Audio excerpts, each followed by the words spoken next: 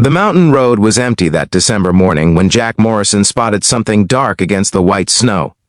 His German Shepherd, Ranger, started whimpering from the back seat. Jack was heading home from his night shift at the lumber mill. These days, it was just him and his 12-year-old daughter, Emma. His wife, Sarah, had passed 2 years ago, and he was still learning how to be both parents at once. As he got closer, his heart stopped. It was a police cruiser, halfway in the ditch. The driver's door hung open. Jack pulled over and grabbed his emergency kit. Ranger jumped out behind him, already tracking something. That's when Jack saw her. A young officer, maybe 30, slumped against the rear tire. Blood streaked her face. Her nameplate read Officer Garcia. "Ma'am, can you hear me?" Jack knelt beside her, his hands already reaching for the first aid supplies he always carried. Her eyes fluttered open. "My radio smashed. Phone's in the car, can't reach it." Her voice was weak. "Suspect ran me off the road. He's still out here somewhere." Jack's military training from 20 years ago kicked in. He pressed gauze to the cut on her forehead while Ranger stood guard, his ears alert. The temperature was dropping fast, 10 degrees, maybe less. "I'm going to get you warm," Jack said, wrapping his heavy work coat around her shoulders. "Then we're getting you help." Officer Garcia tried to protest, but she was shivering too hard. Jack noticed her leg was twisted at a wrong angle. Broken, probably. She'd been here a while. Her lips were turning blue. He ran to his truck and grabbed blankets, his thermos of coffee, and the CB radio he kept for emergencies. The cell service up here was useless, but the CB might reach someone. "Breaker, breaker, this is Jack Morrison on Highway 47, mile marker 23. Officer down, I repeat, officer down. Need immediate assistance. Static. Then nothing." Officer Garcia was fading. "My partner's going to worry," she whispered. "I have a son. He's 6. His name is Daniel." Jack kept talking to her, keeping her conscious.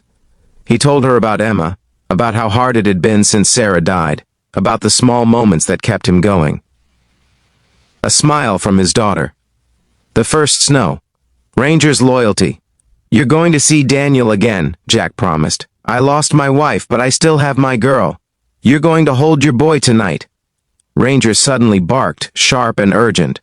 Jack turned to see a figure emerging from the tree line, a man in a torn jacket, wild-eyed and desperate. "The suspect. Keys," the man demanded, pulling out a knife. "Give me your truck keys." "Now."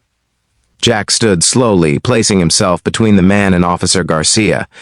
His heart pounded, but his voice stayed calm. "You don't want to do this. There's already one officer hurt. Don't make it worse. I said give me the keys." Ranger's growl rumbled low and dangerous. The man took a step back. "Listen to me," Jack said, his tone firm but not threatening. "I'm a father. You might be somebody's son.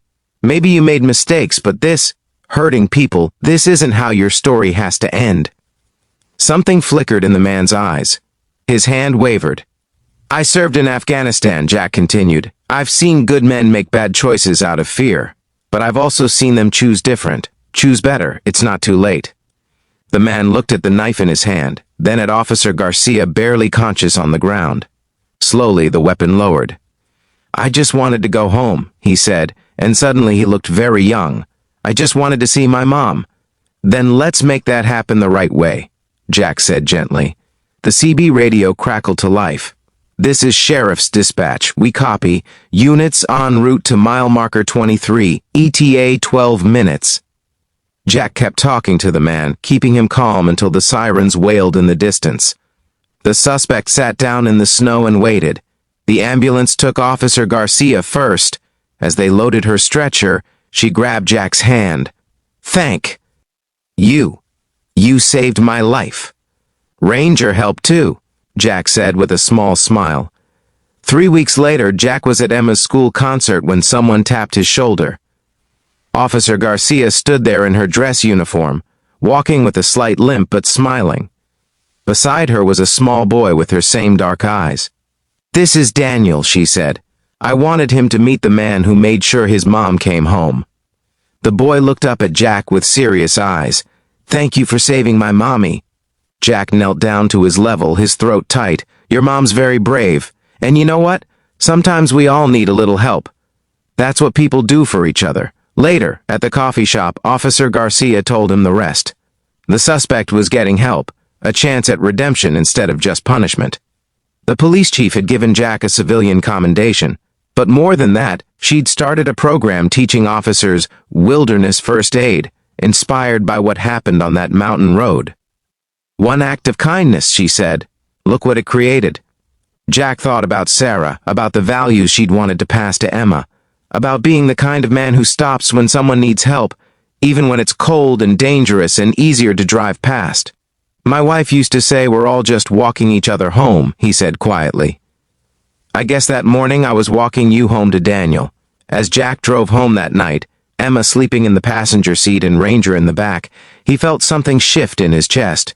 Grief would always be there, but so would purpose, so would connection, so would the quiet knowledge that even in the darkest, coldest moments, we can choose to be light for someone else.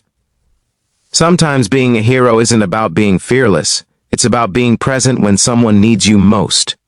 If this story touched your heart, please like, share, and subscribe. Leave a comment below telling us about a time someone showed you unexpected kindness, or when you were able to be that kindness for someone else. These stories matter. Your story matters.